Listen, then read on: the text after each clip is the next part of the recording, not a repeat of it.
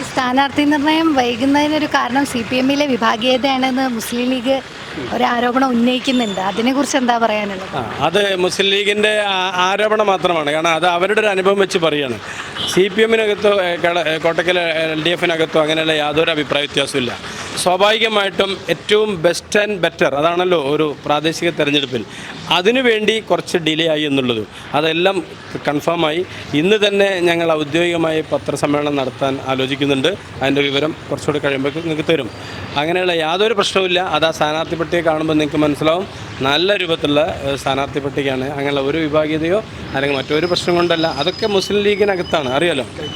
കൈപ്പത്തി ചിഹ്നത്തിൽ നിങ്ങൾക്ക് അറിയാലോ. അപ്പോൾ ലീഗിനകത്ത് പല വാർഡുകളിലും പ്രശ്നങ്ങളുണ്ട്. ഇപ്പോൾ ഒരു സ്ഥാനാർത്ഥിയെ പ്രഖ്യാപിച്ചപ്പോൾ ഞങ്ങൾ മനസ്സിലാക്കുന്നത് ആളുടെ പേരോ വാർഡൊന്നും ഞങ്ങൾ പറയുന്നില്ല.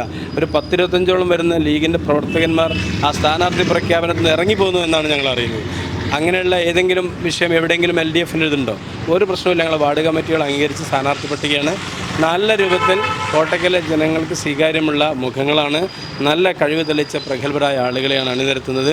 തീർച്ചയായിട്ടും 60 വർഷത്തെ മുസ്ലിം ലീഗിൻ്റെ കുത്തക ഈ 2025 ഡിസംബർ 11 നടക്കുന്ന തെരഞ്ഞെടുപ്പിൽ കോട്ടക്കൽ മാറാൻ പോവുകയാണ്.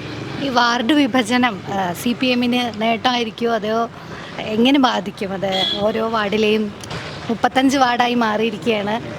പല CPM-ൻ്റെ കേന്ദ്രങ്ങളൊക്കെ വാർഡുകൾ അങ്ങോട്ടും ഇങ്ങോട്ടും മാറിയപ്പോൾ അത് തിരഞ്ഞെടുപ്പിന് എങ്ങനെയായിരിക്കും? തീർച്ചയായും വാർഡ് വിഭജനം കോട്ടക്കലിൽ മുസ്ലിം ലീഗിൻ്റെ നേതൃത്വത്തിലാണ് വാർഡ് വിഭജനം നടന്നിട്ടുള്ളത്. മുസ്ലിം ലീഗിന് കൂട്ടുനിൽക്കുന്ന ഒരു മുനിസിപ്പൽ സെക്രട്ടറിയാണ്, ഭരണത്തിന് കൂട്ടുനിൽക്കുന്ന ഒരു മുനിസിപ്പൽ സെക്രട്ടറിയാണ് ഉണ്ടായിരുന്നത്. സ്വാഭാവികമായിട്ടും അതിന് അനുസരിച്ചുള്ള ഒരു വാർഡ് വിഭജനം അവർ നടത്തിയിട്ടുള്ളത്. പക്ഷേ വാർഡ് വിഭജനം എങ്ങനെ അശാസ്ത്രീയമായാലും അവർ തീരുമാനിച്ച പ്രകാരമൊക്കെ നടപ്പാക്കിയാലും ജനങ്ങളാണല്ലോ തീരുമാനിക്കുന്നത്. ആ വാർഡിനകത്ത് ജനങ്ങളാണല്ലോ. തീർച്ചയായിട്ടും ഏതെല്ലാം തരത്തിൽ വാർഡ് അനുകൂലമായി വിഭജിച്ചാലും അതിൻ്റെ അപ്പുറത്തൊക്കെ ഉള്ളൊരു ജനവിധിയായിരിക്കും ഈ തെരഞ്ഞെടുപ്പിലുണ്ടാവുക. ഇതെല്ലാം തിരിച്ചറിയാൻ കഴിയുന്ന ജനങ്ങളാണ് കോട്ടക്കലുള്ളത്. അതുകൊണ്ട് തന്നെ അങ്ങനെ എത്ര അനുകൂലമായി മുസ്ലിം ലീഗ് വാർഡ് വിഭജിച്ചാലും അതിൻ്റെ അപ്പുറത്ത് ജനങ്ങളൊരു പിന്തുണ ഞങ്ങൾക്കുണ്ടാവുമെന്നാണ് ഞങ്ങൾ പ്രതീക്ഷിക്കുന്നത്.